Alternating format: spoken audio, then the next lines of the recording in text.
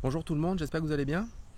Aujourd'hui ma vidéo va être une vidéo de commentaire en fait, sur la question, quelque chose que je vois souvent passer, qui concerne les groupes de Saint-Tropez.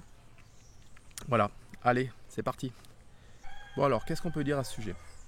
Moi j'ai envie de dire quelque chose qui est la question du modèle culturel.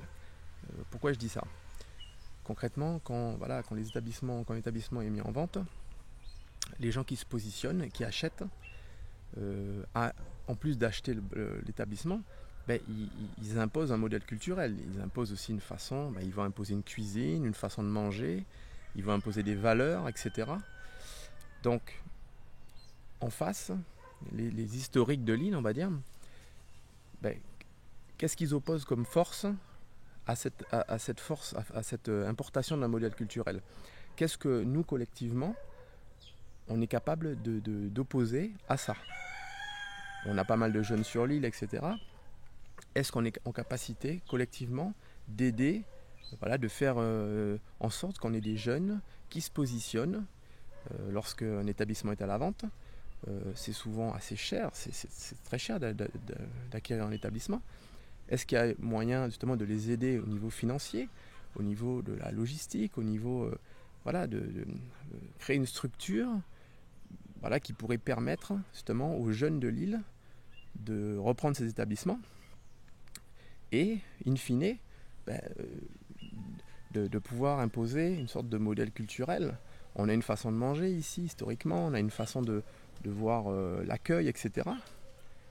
Et puis, ben, fatalement, si ce sont des gens de l'île qui ont voilà, qui sont des historiques, ils vont essayer d'amener cette culture. Donc voilà, concrètement, il n'y a pas grand-chose à dire sur le fait que des groupes viennent de l'extérieur, achètent des établissements, c'est tout à fait légal. Donc c'est des gens qui prennent des risques, etc. Voilà, c'est tout à fait normal. Bon, on entend certaines choses sur les pourboires, etc. Là, il y a quelque chose certainement, voilà, à contrôler, à creuser, voilà. Mais si ce n'est ça, voilà, qu'est-ce que les gens de l'île en face apportent comme modèle culturel? Il faut qu'on se pose cette question collectivement.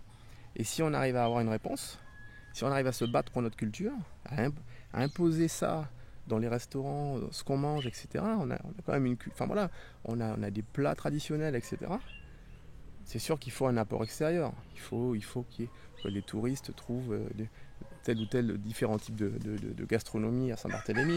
C'est normal, ça fait partie de l'accueil. Mais il faut vraiment que on se pose. Il ne faut pas, je pense, blâmer ces groupes. Il faut se demander qu'est-ce que nous, quelle force on oppose pour justement contrer cela collectivement. Voilà. Bah, écoutez, je vous souhaite une bonne journée. À bientôt.